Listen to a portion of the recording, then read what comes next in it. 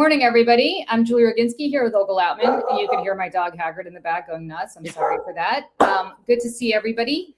Olga, some breaking news here about what's happening at the Pentagon right now that we should probably talk about. Can you fill people in? Yeah, just as I literally signed on to join you, there's breaking news right now that the Pentagon is locked down, that they have evacuated several floors over air quality issues, and that hazmat units have responded. It says one source says responders are wearing full gas masks and chemical protection suits.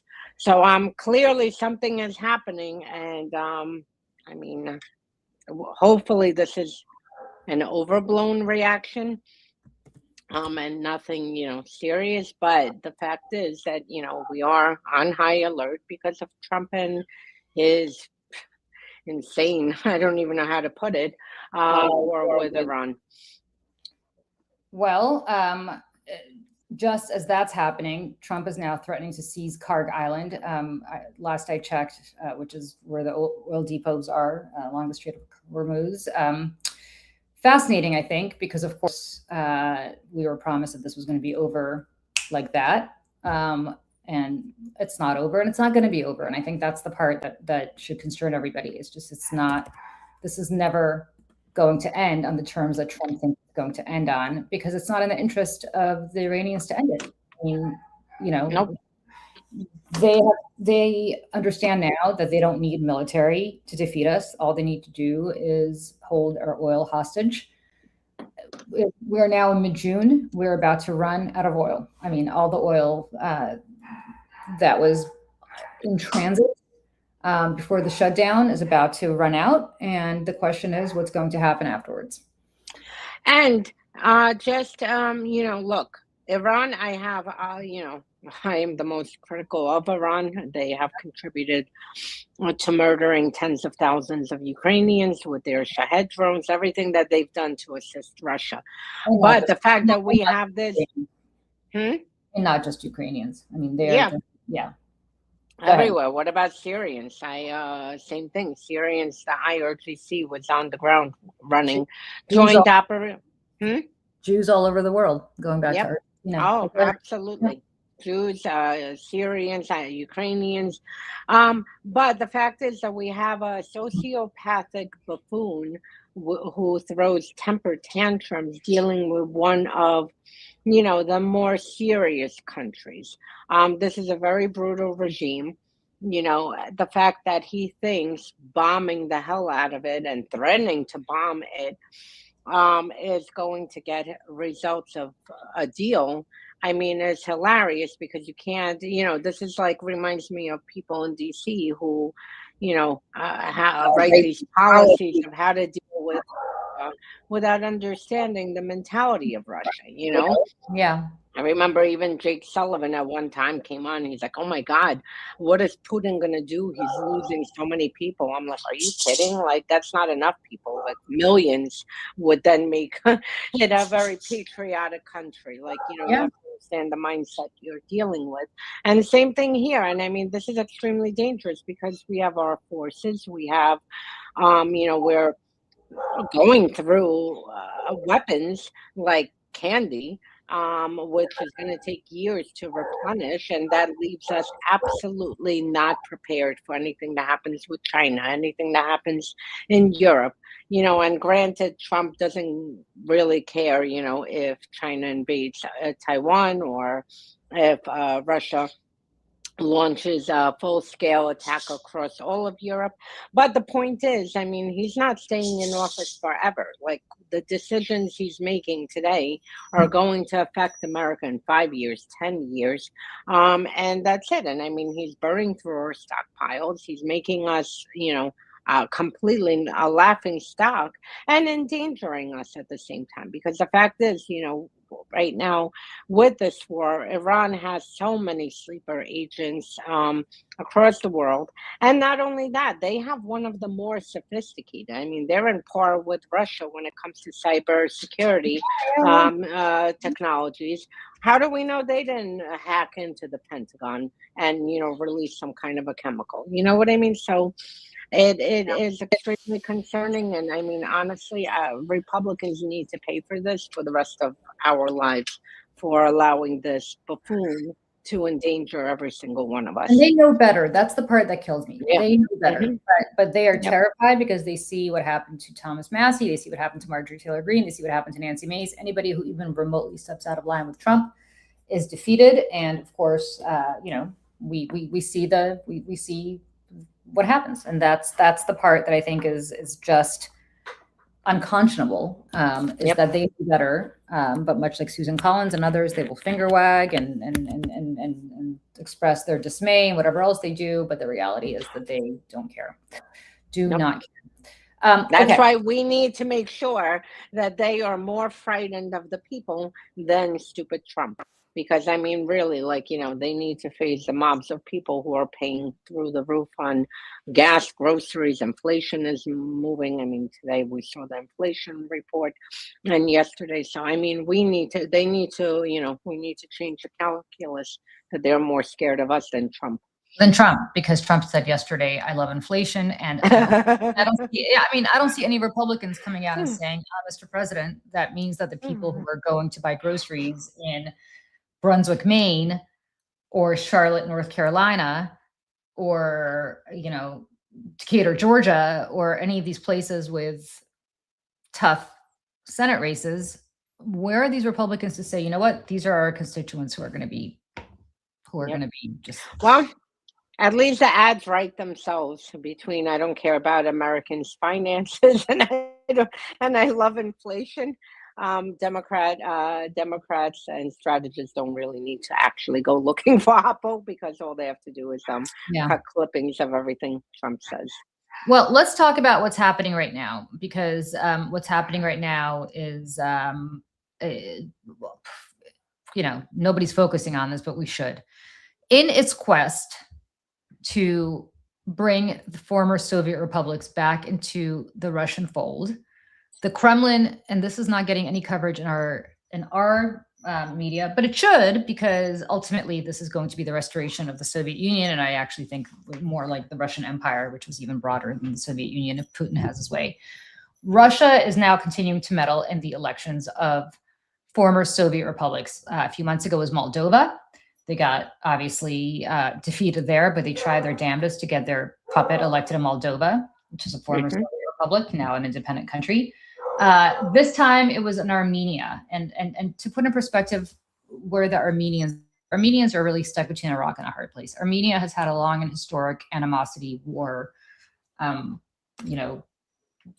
just very long, going back even prior to the Soviet days. Conflict with Azerbaijan, which is allied with Turkey. Obviously, the Armenian genocide was perpetuated by the Ottoman Empire, despite what the Turks want us to think. And so Armenia is a Christian country, and so they have been kind of in the Russia fold in the sense that I think the Armenian government understands what a bad actor Russia is. On the other hand, they are threatened by Azerbaijan and in their view, still by Turkey. So they are really between a rock and a hard place, and they have been, Olga, with Ukraine.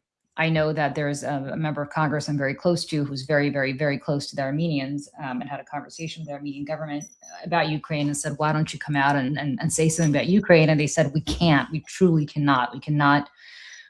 We cannot get on the bad side of the Russians right now. We're just going to stay out of it, which is what they've done for reasons that are unique to them. Well, as you wrote about, I think very eloquently, and if you haven't seen this, I'm going to put this in Olga in the chat, and both on Substack and YouTube, and people could read it at their leisure, and we'll send out the notes afterwards. But Russia has been meddling in Armenian elections for a year. And what happened this week, Olga? Yeah, so interestingly, I always keep an eye on anything Russia does, and I was working on Russia's operations, interestingly, in the U.S. Via the Orthodox Church and Congress, and I came across, one of the actors who's involved with running these operations, that he was also running around last year across Europe, basically attacking the Prime Minister Pashinyan and attacking him again, same playbook like they're doing in Ukraine with the Ukrainians are persecuting Christians and all of that those lies. They were doing the same thing to Pashinyan with Armenian church in Armenia, um, but obviously over the past 6 months, the operations, I mean, got even more intense. The disinformation operations, actually, the same social design agency, which is a new internet research agency, it's the same thing. They used to be Prigozhin's, and that was involved in our 2024 elections. They were making fake videos and clippings. And I mean, I can't even tell you what they threw at Armenia. Literally, they accused Pashinyan of like all the disinformation operations of treason, sexual assault, of whatever you could think of, the wildest things that you could pick to think of to accuse someone of something, and even things that you a normal human wouldn't think of. This is what they accused Pashinyan of. Anyway, they lost. And this actually, I have a few feel good stories because they threw everything into this because they really need Pashinyan out. Now, to even provide more background on it,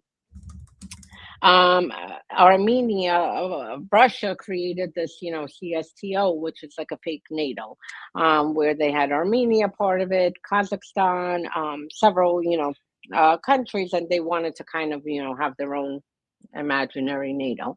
Armenia, a few years ago, specifically after 2023, and after the moves on by Azerbaijan to seize what is it, Nagorno Karabakh? Nagorno-Karabakh, yep. Yeah, to seize that. I mean, I remember that, and I remember writing about that I and mean, that was good, but following it closely. that's been going Yeah. on since the collapse of the Soviet Union. Yeah. Yep. And in 2023 specifically, Russia, Armenia requested assistance via the CSTO for Russia to help with the situation, and they denied Armenia. After that, Armenia basically said, we're exiting the CSTO. And, I mean, it's like having NATO, and then, there's an actual attack. And the countries in NATO are like, nah, never mind, we're not getting involved, which is pretty much what the US do now. Anyway, so it started there, and they started moving away from Russia. And this is why the attack against Pashinyan. And I mean, over the past few years, they've set off, like Russia has set off, like violent protests inside of Armenia, under the guise that it's local people, supported local people who are against Pashinyan and want him out of power and whatnot. The good thing is that Russia keeps losing. They lost in Romania, they lost in Moldova, they lost in Hungary a few months ago. Now they lost in Armenia, they lost in Albania. And honestly, the only place that they won out of taking all their operations over the past year is in Bulgaria. They managed to, no, and Czechia. Well, Bulgaria, one more, Olga. They won here. They well, won in the yeah, States. yeah, Yeah. And that's the most important one. yeah, yeah, And yeah. That they won twice, not once, twice. Yep. Um, So, and they're going to So keep that's trying it. here. And they will. They lost. Yeah. By the way, they lost in Germany because they were trying Mhm. very hard.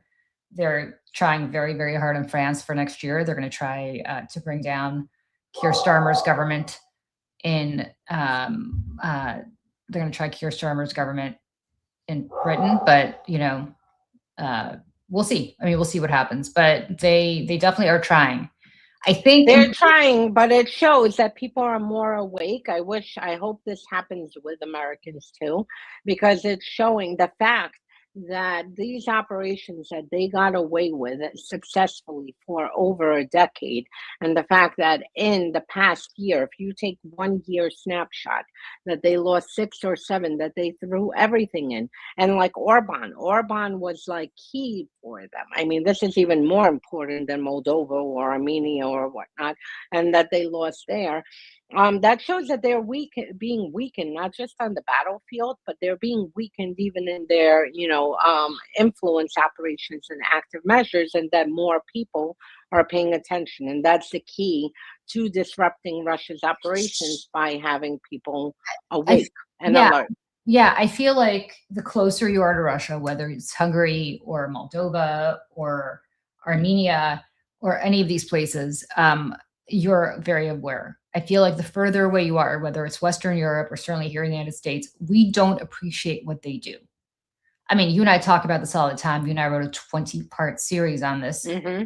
We can't get a publisher. I mean, we haven't really tried, but the point is, like, we should not have been the ones doing this, right? This should have been done by the New York Times or the Wall Street Journal or by any number of media outlets that can really get this into the public consciousness. But the reality is it hasn't been done because we haven't been focusing on it here in this country. And it's not enough for Olga Lautman and Julie Roginski to go out there every week and bang the drum on this.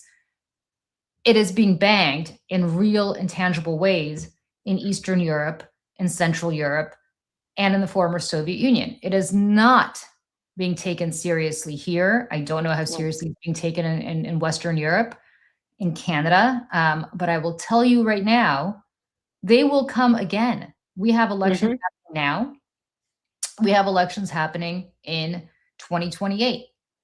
And they are going to be in the feeds of all of these progressives putting out divisive, awful propaganda in order to get them to have schisms with the rest of the Democratic Party. And I just want to be clear about what's happening here.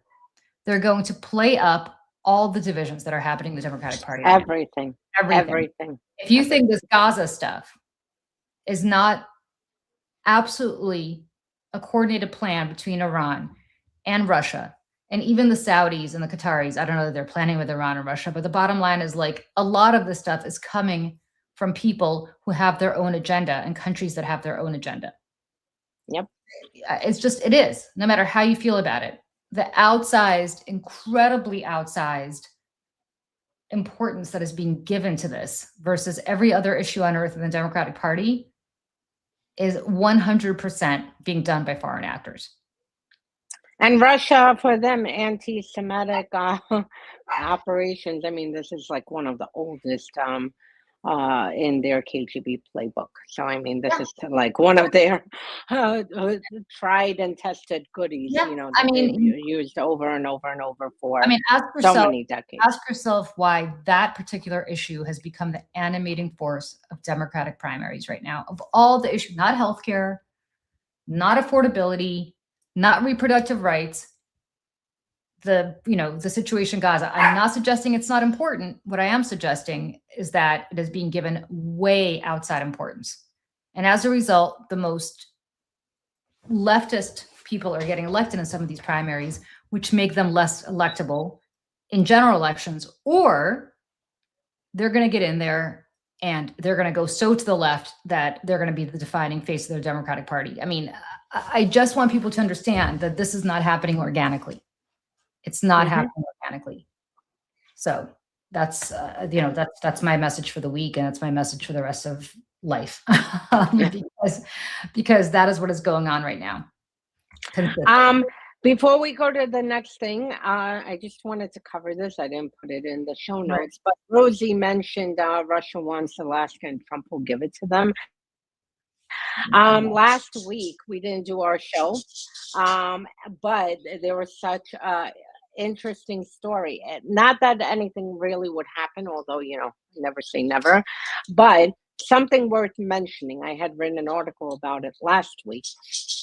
So Dmitry, of the one who is Putin's money man and bagman and messenger, and who's involved, with Witkoff and Kushner trying to force Ukraine to surrender. Russia had their, infamous St. Petersburg Economic Forum, and Dmitry of Haycall, not only did he play up, the fact that Trump's ballroom commissioner went, and this bizarre delegation of Americans that Marco Rubio claimed he knew nothing about. Meanwhile, Rodney Cooks, the ballroom guy, said that, he got the blessing of Trump and Marco Rubio. Um, so that whole thing was bizarre. But Dmitriev also said that they were preparing for June 6th to sign memorandum of intention over building a tunnel to connect Russia to Alaska using Elon Musk's boring company. Mhm. Now, this was discussed when Putin came to Alaska and Trump rolled out the red carpet. Interesting to keep an eye that you have, them again discussing. I mean, first of all, ask any neighbor of Russia, they would do anything to separate themselves and not be neighbors. The fact that here you have, Dmitriev and Trump officials, actually discussing building a tunnel to connect Russia to Alaska and then assist an invasion is absurd.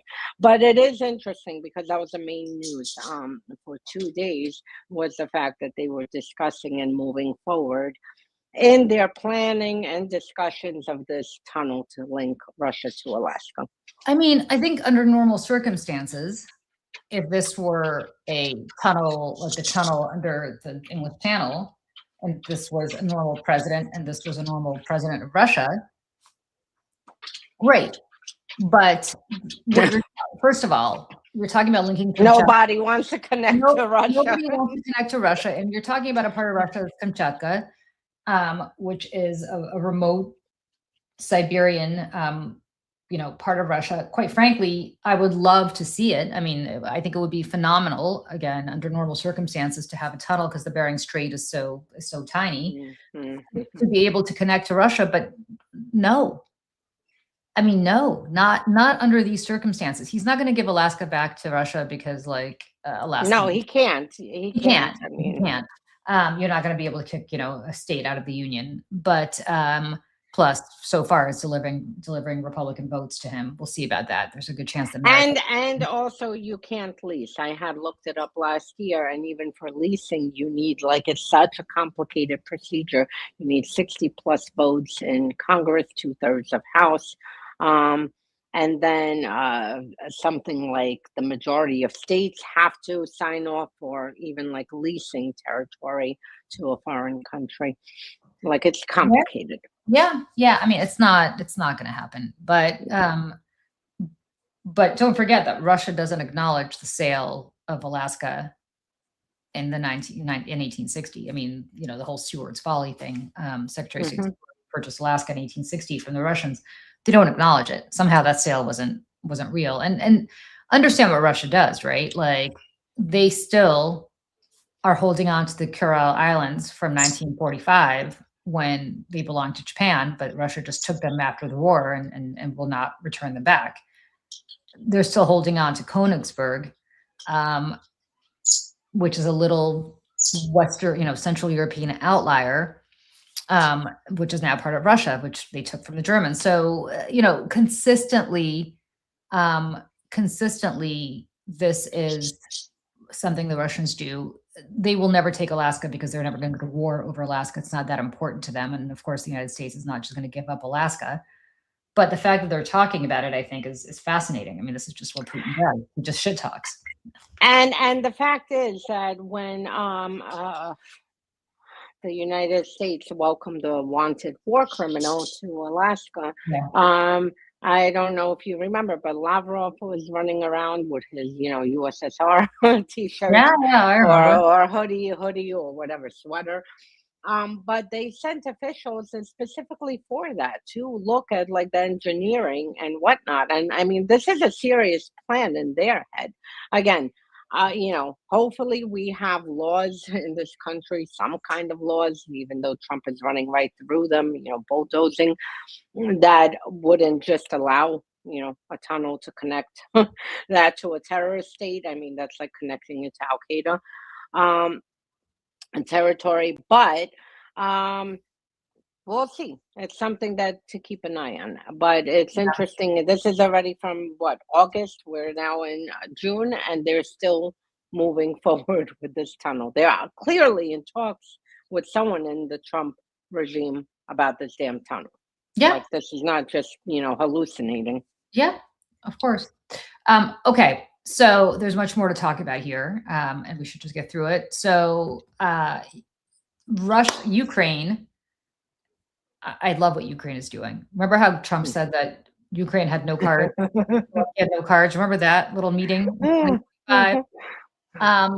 Ukraine is just showing the future of warfare, and thank God that they're on the side of right and righteousness, because otherwise the West would be screwed. But Ukraine is not just fighting a war on behalf of the rest of us. Ukraine is fighting a war to show the rest of us what warfare looks like in 2026 and in the 21st century. And it's really the first war of the 21st century.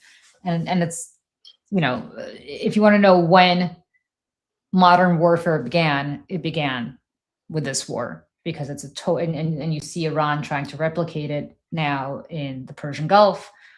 And it really underscores that no matter how much money we spent on defense and no matter how much money we spent on offensive weapons, it is very easy to disrupt the quote unquote great powers if you're a small country. What Ukraine is doing, actually, also based on what Iran is doing right now.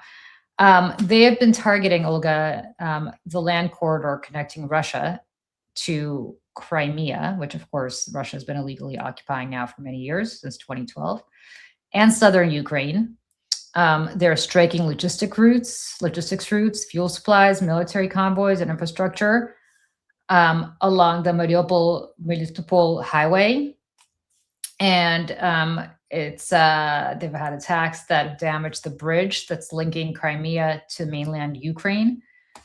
So, and of course, they're striking deep in the heart of Russia. They're striking military installations deep in the heart of Russia, underscoring that if they wanted to strike the Red Square tomorrow, they could. They haven't, but they could. And I think it's to their credit that they haven't struck Red Square or they haven't struck the square outside of the Winter Palace in St. Petersburg, because my sense is that the reason Putin is still able to keep this war going is that people in Moscow and St. Petersburg, it hasn't come home to them. Though Ukrainians did give a good fireworks show welcome during for St. Petersburg Economic Forum, which began June 3rd. They struck oil refineries and several military targets. And I mean, you literally see people coming in, including Taliban and, all the other, walking into the forum, into the building, and smoke rising over St. Petersburg. Yeah. And then Ukrainians gave them a good send off on the way on June 6th. The forum ended, and they sent more drones. But again, they're not. If it was Russia, they would wipe out children and women and grandmas and grandpas and everyone in between. Ukrainians are hitting military targets. So, they're not hitting participants of the forum. They weren't, they were hitting oil refineries, military targets, military facility and whatnot. So they did actually, it was very morale boosting to see that fireworks show. Yeah. And I think that's, I think what's fascinating about all of this is that the Russians continue to hang on because I think there hasn't been any real repercussions for the civilians who are living in places that Putin cares about. He's been getting convicts and people from in Russia, they're called little местечки. I don't even know how to translate this into English, but people who live in the boonies basically, and not going into the cities, which is where real people with real power. I shouldn't say real people with real power live, and I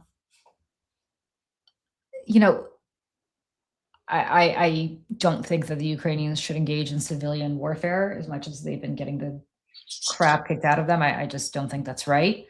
But I think it would be helpful for the war to somehow come home to Moscow and St. Petersburg again, without murdering anybody, without killing anybody, but saying, "Look what you're doing, Kiev. Look what you're doing to our capital.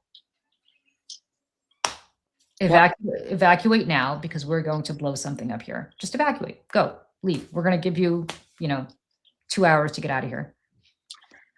Same for Crimea, because I have to say, I remember after the invasion and annexation of Crimea and parts of Donbass, I remember, like, telling people Ukraine will get Crimea back one day. I told people, and I mean, everyone looked at me like I was nuts. I even know since 2022, since the full scale invasion, I've spoken to U.S. military people, Congress people, and everyone thinks it's like a pipe dream. And here, you have, and like, obviously, no one understands Ukrainians.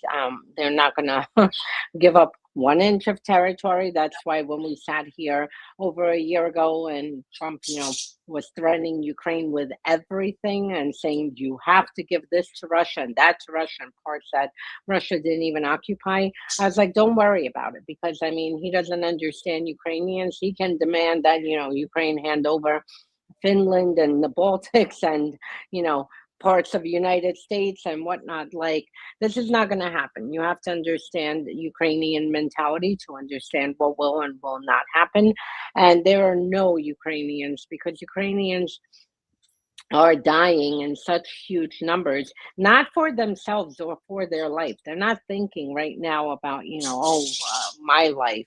They're thinking about their children and great and grandchildren's life. I mean, and since 2014, since invasion, if they can secure peace a few generations down, permanent peace, because, for many people who don't know, Russia has been at war and, between committing genocide, invasions, occupations, and everything of Ukraine for centuries. So if they can finally secure peace for their grandchildren, it is well worth dying Yeah. in that, knowing that you are contributing to that. That is a mentality.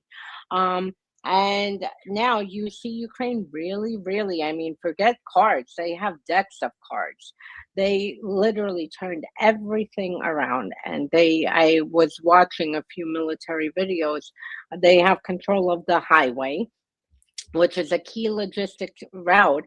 Literally, you actually see Ukrainian drones like hovering over the highway, not hitting civilian targets, but the minute these drones spot anything, that's logistics, they blow it up. And now they have full control of this highway, which is a key route and resulting in shortages. There are fuel shortages across Crimea and other occupied parts of Ukraine. There are food shortages, everything. You have to see, I mean, like, what is happening in the funny videos coming out of these Russians complaining in Crimea, like, oh, I went to several gas stations, I can't find gas, and like, what am I going to do? How am I going to fill up my car? And, and whatnot. And they're freaking out, which frankly, they could go right back to Russia. The border's not far, go back, because what a lot of people don't know is that after the invasion, Russia bust in, which by the way is illegal by UN and Geneva Convention. They bust in so many Russians in order to occupy Crimea and to change everything over with Russian passports. And they forced others to take passports, and anyone else they moved into Russia. Basically, what we're seeing, they kidnapped and disappeared people and whatnot. So the fact that Ukraine now is has control and is able to cut off these military logistics, gas supplies, everything is amazing. And Crimea will come back to Ukraine. I mean, I can tell you this, and now, interestingly enough, I see people over the past week who suddenly are like, oh shit, wait, maybe Ukraine can get Crimea back, after like over a decade telling everyone that they're in la la land, if that's what And they I gotta say this about Crimea.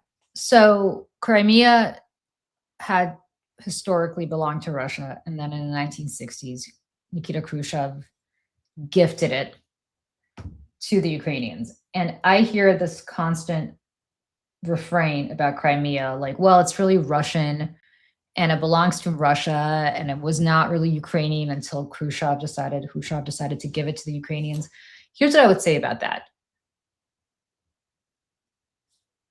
In 1992, 3, whenever this agreement was signed with Russia, that the United States and Great Britain guaranteed, The promise 94. 94. The promise by the Russians, guaranteed by, so this was Yeltsin, right? The promise by the Russians, guaranteed by John Major, Prime Minister of the United Kingdom, and Bill Clinton, President of the United States, was that Ukrainian sovereignty would be inviolate over Ukrainian territory as it was then. In 91, from 91 borders. Crimea at the time was Ukrainian. That's the whole game, folks. That's it. And every time Putin goes on this diatribe about what happened in the 13th century or the 14th century in Kiev and Rus and all this bullshit history about the Russian Empire,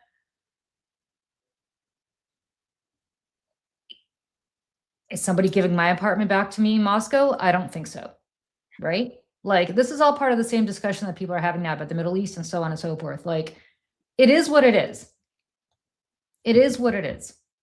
And as it was back then, guaranteed by Russia, Crimea was part of Ukraine. It just was. You may not like it. You may be upset that Khrushchev did what he did in the 1960s.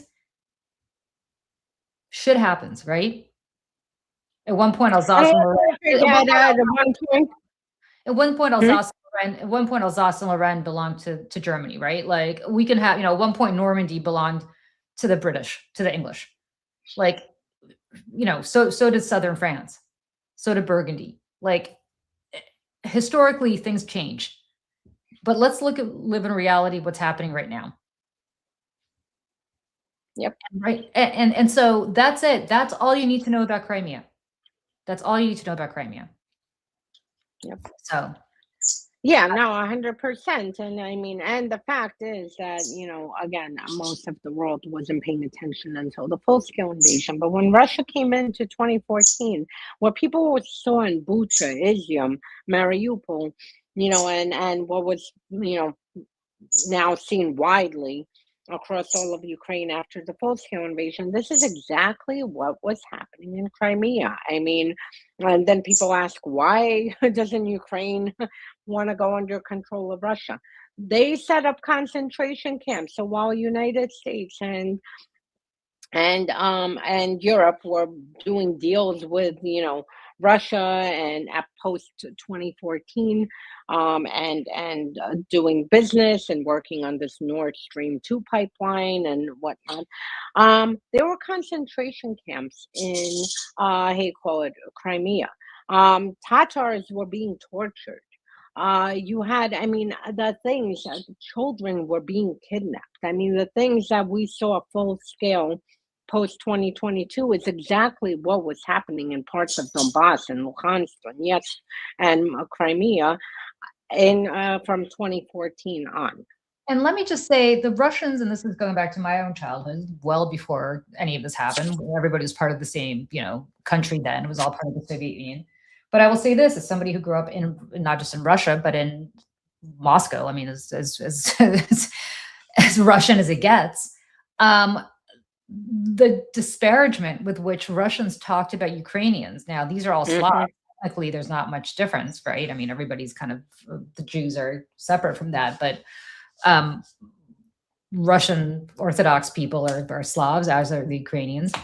But the disparagement with which they, and I'm not even going to repeat the words, but the words that they use is basically the equivalent of the N-word towards the Ukrainians, who, by the way, are, ethnically basically identical, is insane. And that's back when everybody was part of the same country. Today, the hatred with which they have been imbued towards the Ukrainians, the fact that they are subhuman, despite the fact that, again, all part of the same this DNA, even though if they weren't, there's still no excuse for that. But I'm just saying how crazy it is.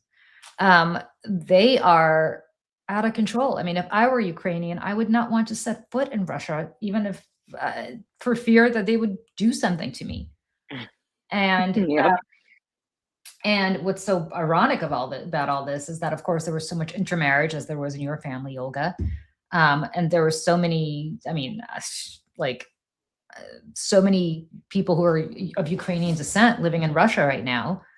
I can't even imagine, right? I can't even imagine, because Ukrainian last names are fairly easy to discern. They're different than Russian last names. And so it's not hard to figure out who's Ukrainian for the most part. I don't know what it's like being Ukrainian in Russia right now. I can't imagine it's a good time. Nope. And yeah, there are so many people there, much like your family, you know, if your family had stayed. I don't know, your dad, as you said, your dad was a Russian Jew, Yeah, right? no, in my situation, my mom and her family are from Russia. My Right. mom's side is still in Russia. My dad is from Ukraine. His side is still in Ukraine. So in Right. there, they like just my mom and dad got together, but the rest of the families are separate. But Yeah. there are a lot of people who moved, you know, from at the time who moved from Ukraine to Russia, from Russia to Ukraine. They worked here, they went to university there. And it was all like, you know, I mean, at the time, this is how it was. Even though again, under the Soviet Union, between the Jews, Ukrainians, you know, Kazakhs, Yeah. Georgians. I mean, anyone who was not ethnically Russian. I mean, Russia had words for and, you know, nicknames for, and Oh, basically treated everyone like roaches and slaves. And I mean, well, literally, they pretty much called Jews and Ukrainians and Georgians and, you know, Bashkiris and anyone. Like, I mean, these were just like like vermin, according to yeah. Russia. They had nicknames like this Mhm. for them. So that's how it's always been, and it's only gotten worse. And that's why I say, you know, when here Russia tells you very clearly, Russian politicians, Russian state media for already, you know, the past decade, how they are committing genocide, that their goal is to erase all Ukrainians. It's a fake, you know, people. It's, you know, non-existent. It shouldn't exist. I mean, there were Well, discussions on Russian state media that they need to eliminate biological matter in Kiev and Kharkiv and across all of Ukraine, but save all the architecture and you know, and everything. So I mean, this is what they say, and that's why in the you West, when know, people here are like, "Well, don't say genocide," the Russians are telling you genocide, and they're taking steps because I mean, for the listen, past decade, they've done everything to erase Russia, if Ukraine if culture. anybody here has ever gone to Krakow, I don't know, have you ever been to Poland? Have you been to Krakow ever? Hmm. Okay. So for Yeah. people who people have gone to Krakow, you know, like Olga, you know what I'm talking about. If you watch Schindler's List, right? The Hmm. old Jewish quarter in Krakow is preserved exactly as it was before the war. And you might wonder, they obviously killed all the Jews. Auschwitz was down the road. I mean, just a few kilometers away. Why was this preserved? Well, it was preserved because the Nazis wanted to leave a like a reminder of a lost race, right? They were going to exterminate all the Jews, but they wanted to leave the architecture to show what it was like for historical reasons, right? This is what a exterminated race used to live as and like, and that's why the Jewish quarter in Krakow is so well preserved. Um, that's what the Ukrainians are having happen to, like, if the Russians were to take over Ukraine right now in Kiev, that's exactly what would happen. That's what Olga's talking about. Get rid of the quote unquote biological matter, but preserve the beautiful, you know, Ukrainian Orthodox churches. I've never been to Kiev, but it looks stunning, and everybody who's been there says it's Hmm. incredible. Preserve all the wonderful, you know, Slavic architecture, but get rid of the people. I mean, And friends, not people, biological matter. I mean, this biological is what matter. they refer. Friends, that is a genocide on steroids. They're talking about doing something even the Nazis were unsuccessful in doing. They bombed Babi Yar for a reason. Babi Hmm. Yar, people, Olga and I think were on air like the day after it happened, and we're so disturbed. Babi Yar is the ravine that used to be outside Kiev. It's now part of Kiev, where the Nazis in the 1940s gathered all the Jews of Kiev, of which there were many, because Kiev was a center of Jewish life and thought for generations, told them all to bring their belongings to Bat Yar, right, and exterminated them. One of the biggest genocide, I mean, aside, the reason that they created the gas chambers was because of Babi Yar, because it was so traumatic for the people who were shooting the Jews of Babi Yar that they basically had all these psychological problems. So at one point, basically the Nazis were like, "Oh shit, we've got to find a more efficient way to do this to save." To save our, to save our killers from having, psychological effects of watching body after body collapse into a ravine. The point is, Babi Yar is a sacred place. It is very similar to Auschwitz. And the Russians, as one of the first acts of the full-scale invasion, they bombed Babi Yar. You might wonder why. Why are they bombing a place that the Nazis, I mean, the Russians had nothing to do with Babi Yar. Why would they make, well, it's to basically send a signal that we don't acknowledge genocide of Ukrainians because these were Ukrainian Jews. We are going to do the same here. And there will be no memorial to you when we do it. And domestically in Russia, I mean, the anti-Semitism that went up, the handful of people who actually pushed back against the invasion happened to have, Jewish names. Every Russian state media, propagandist from Soloviev to, what's her name? To my God, not Zaharova, the other one, Simonyan, to all of them.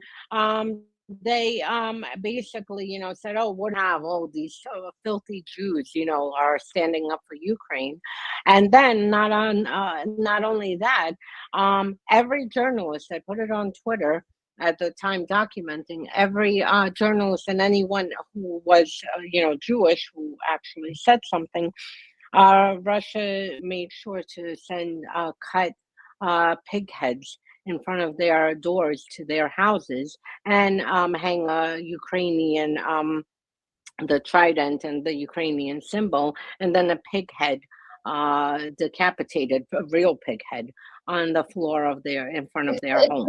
You guys, it's the mafia. Like, I don't know how else to say it. And I mean, it just shows you. And then with Ukraine, just to wrap up, I mean, not only are they saying, because talk is talk, but they're doing it. I mean, stealing tens of thousands of children to reprogram them as Russians. This is genocide.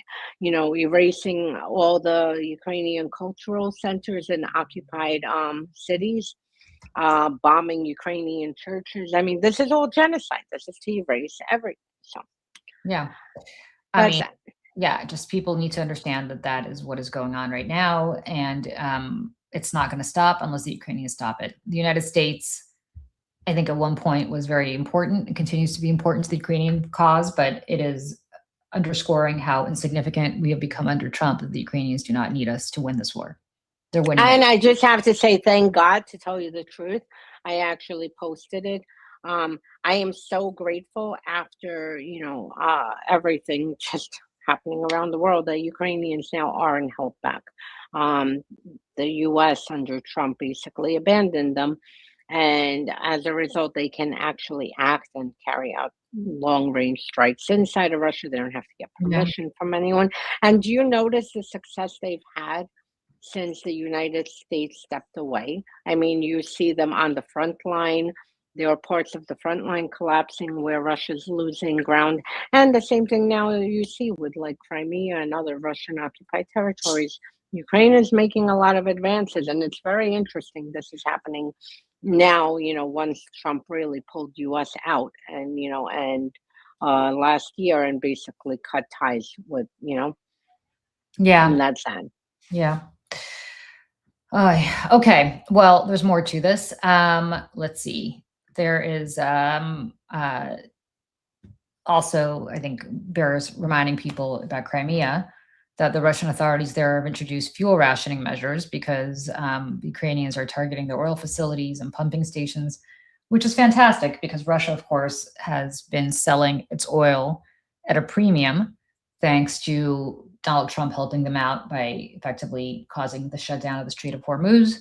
But yet their own people, who they don't care about whatsoever, need to ration fuel. So congratulations to the Crimeans who decided that Russia was going to care about them. Russia could not care less. Putin could not care less. It is all about land. It is not about the people. And if the people starve or the people don't have fuel to heat their homes or in the summer drive their cars, good luck. But to that point, Russia is expanding military bases and barracks and equipment storage facilities and ammunition depots near Finland and Norway and the Baltics. Why, you might ask? Well, Finland recently joined NATO. The Baltics, of course, were former Soviet republics who joined NATO a long time ago. And they are building up troops in the region from roughly 20,000 to as many as about 100,000, if not more. Why would they do this, you might ask? There are a number of potential places that Russia can go. People think they're going to invade Poland. They might go invade the Baltics.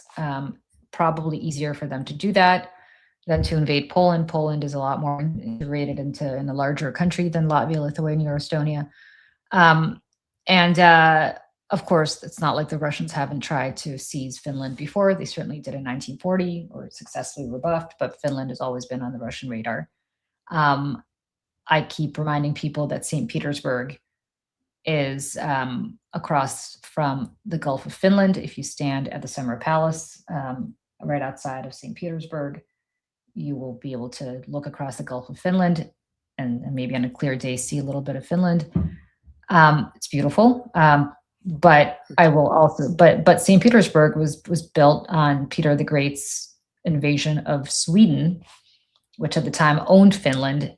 And this would have been today Finnish land, except that it belongs to Russia now. So even St. Petersburg, the imperial capital where Putin is from, if you want to go talk about conquered land, it was conquered by Peter the Great. And so potentially something that the Russians are going to do as well. Again, it's like playing whack-a-mole with them. You don't know where they're going to go next. I don't think, frankly, they're going to go anywhere, to be honest, because they're so bogged down in Ukraine.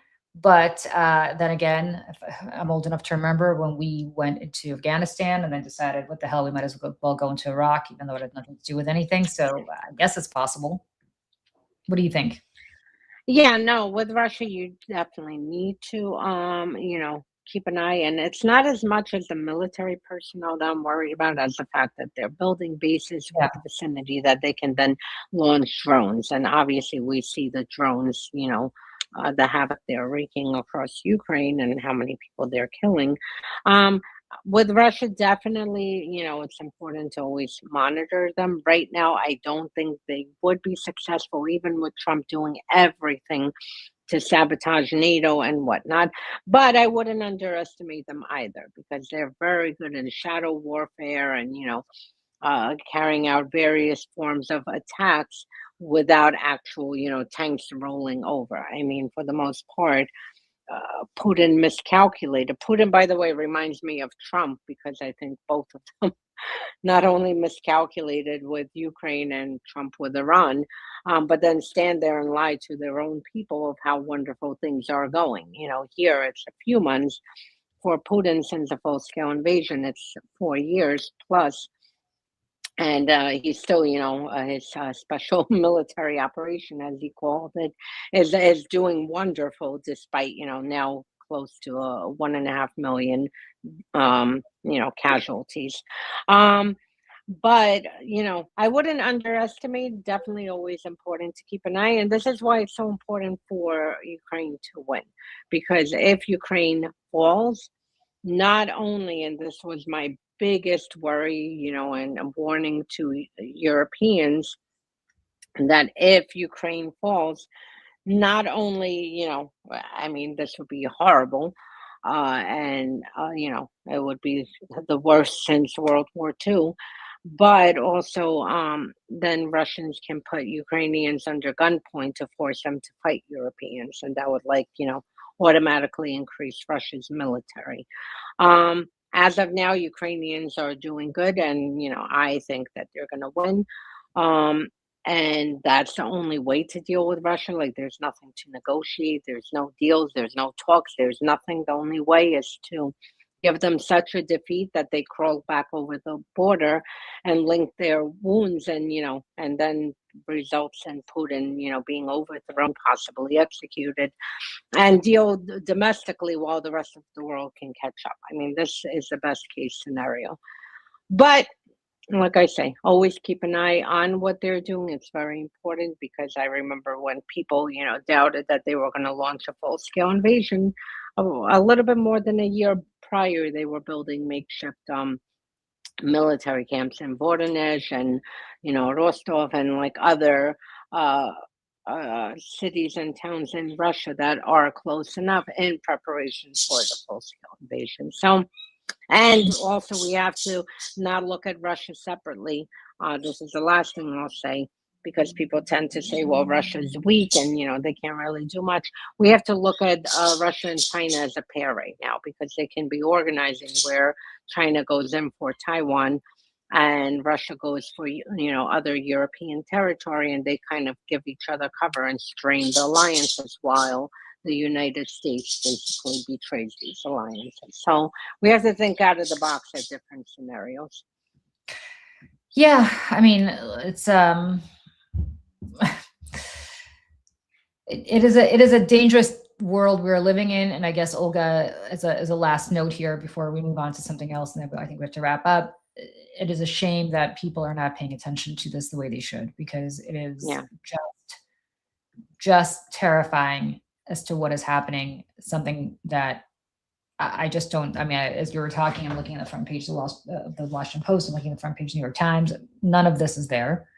I see a lot about Graham Plattner having bad relationships with women, which okay, is important, but is not going to change my life or your life. What is happening here in Eastern Europe, in Northern Europe, is going to change all of our lives if it's not covered, if it's not stopped, if it's not arrested. And I use that word advisedly. And yet, nothing, nada. And that's go ahead. And no, and that's the thing that the media, American media, really like aggravates me because they're acting like stenographers. Trump knows this. He floods his own with shit, and then every single front page is Trump said this, and this is like literally rinse and repeat all day long, from morning to night. Trump wants to change the news or whatever, or and that's it. And I mean, their articles are basically the frontline news. Trump said this. Trump is going to do this. Trump is going to do that. Trump is taking Carg Island. Trump that. Everything. Trump yesterday, like I twice turned on CNN. Trump called Plattner a pig and something and a thug.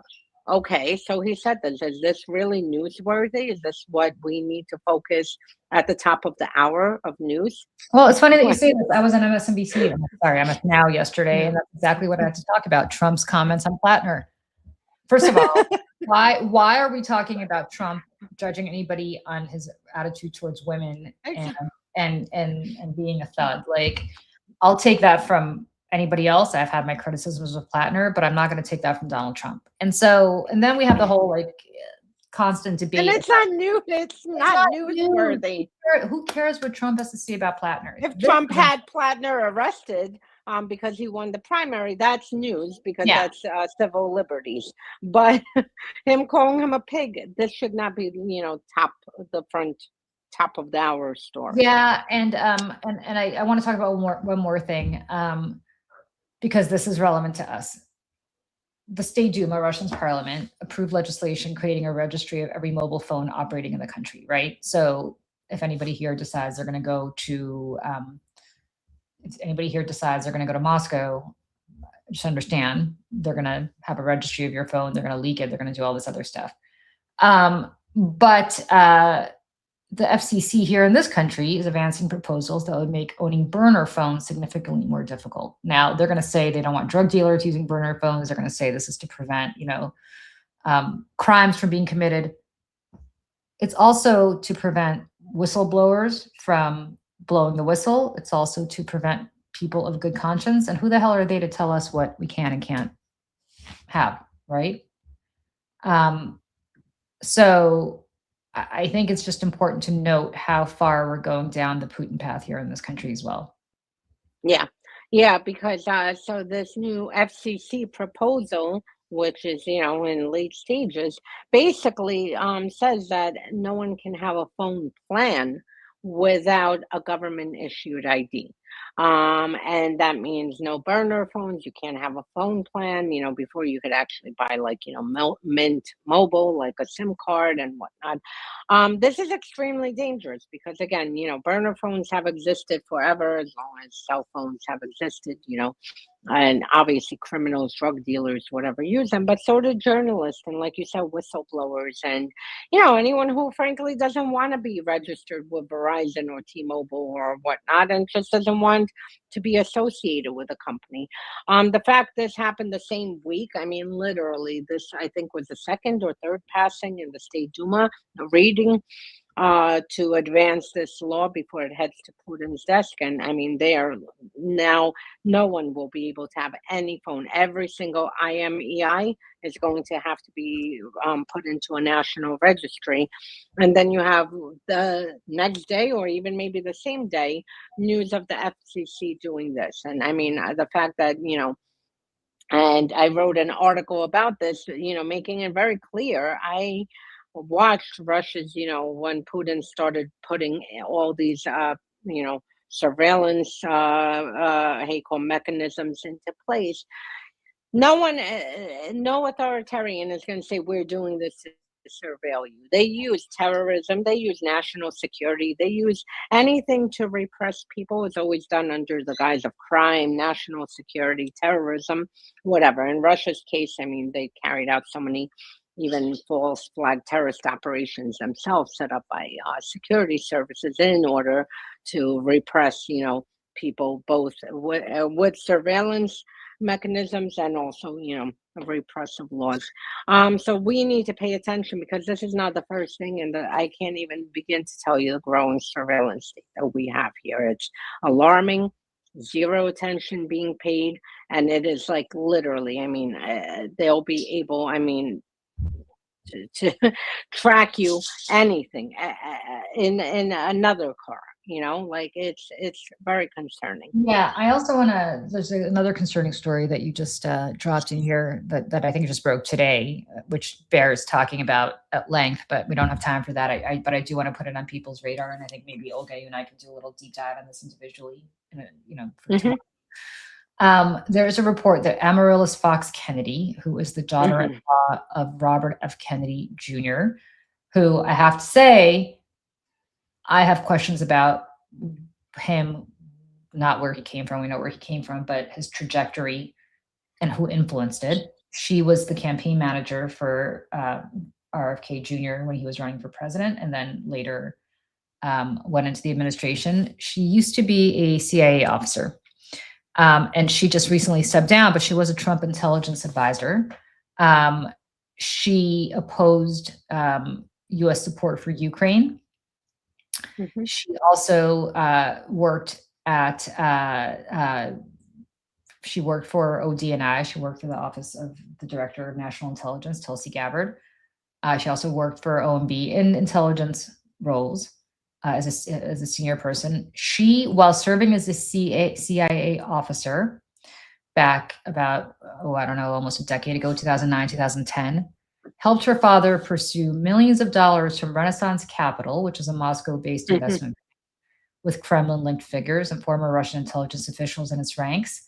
The Paradise Papers leaked, and the documents show that back then, when she was still serving as a CIA officer, she was president of her father's British Virgin Islands company, Helios Enterprises. Now, you might ask, why would somebody incorporate in the British Virgin Islands? Well, if you're trying to keep everything under wraps and not pay any taxes, that's where you would go. It was pressuring Renaissance, this Russian KGB outlet, to pay about $30 million for shares in a major Ukrainian agricultural company. Helios, the company that she headed, ultimately received at least $12 million from that deal. Now, Amaryllis Fox Kennedy said that her role was pro forma, that she had no knowledge of or involvement in its dispute and never worked on the Ukrainian farm deal and never met the people involved. She was mhm. still serving as a CIA officer at the time. The question is, why the hell was she serving in the CIA and as the head of this fund, which I think is investment just crazy, crazy. And just to give a little background on the fund, not only is it an intelligence front, the Renaissance Capital Fund. It is a fund that Sergei Magnitsky was murdered for because Renaissance Capital was involved in a lot of the corruption that he had uncovered. And at the time, um, Renaissance Capital was heavily involved in this. He blew the whistle with Bill Browder, Bill Browder helped him, ended up being put into a detention center. I think it was Bill Browder's accountant um, when Bill Browder was doing business in Russia. Yeah. And Bill Browder had helped him, and then he ended up uh, being arrested, put in a detention center, murdered. Hence the Global Magnitsky Act that Bill Browder has pushed for to go after Russia and others who sponsor terrorism, assassinations, this, that, and whatnot. But Renaissance Capital was a huge part of it, and I mean, it really was like a fund to move not only Kremlin money, but it was a front for intelligence. And here you have this, CIA person, former, who clearly was, is against Ukraine, which is one of the key things that like, when they're pushing pro-Kremlin policy. Here you had her, taking money from the same fund. I mean, this is something like, Well, yeah, and I think what's terrifying about this is that this woman was in the highest ranks of our intelligence, put there by whatever corrupt deal her father-in-law, RFK Jr., had with Trump. She's part of it. Yep.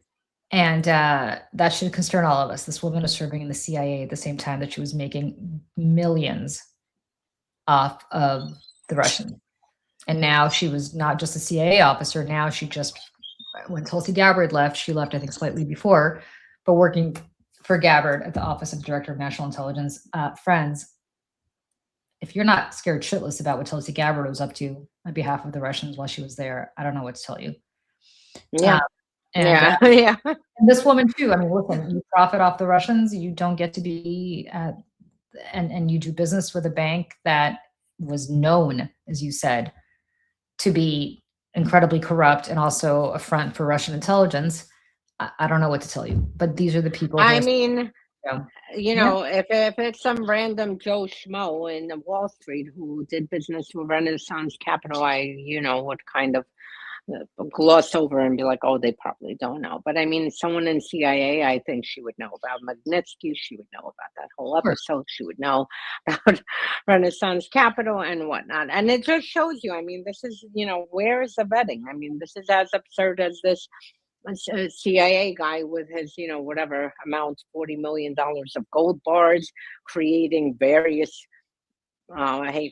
projects and, fabricated like dossier of a resume of what he was, who he was, where he served, where he graduated. Like, how do these people get into these ranks without, like, who is doing the vetting? Where is this vetting? Like, how does this happen? So yeah, exactly. Okay, friends, thank you all for joining us this week. Olga, the best. I love doing the show so much. Just fun. I know, me too. Talk about, it's scary sometimes to do the show. I'm sure it's probably scary for people to listen to the show, but nevertheless, here we are. And we will be back here next week, right? For another episode of Fox Americana, hopefully. Maybe. Next week, I might not be able to because I have to go to my mom's. So maybe I'll let you know. Okay. But we'll see. But the week after, definitely. And I'll send the show notes out. You'll send the show notes out, all the links to this. And then there's the investigation from ICIJ on this wonderful CIA officer. For anyone who wants to look more into it. And we maybe should do like a little mini Substack on like a live on it specifically because that story is absurd. that story is concerning as hell. Okay.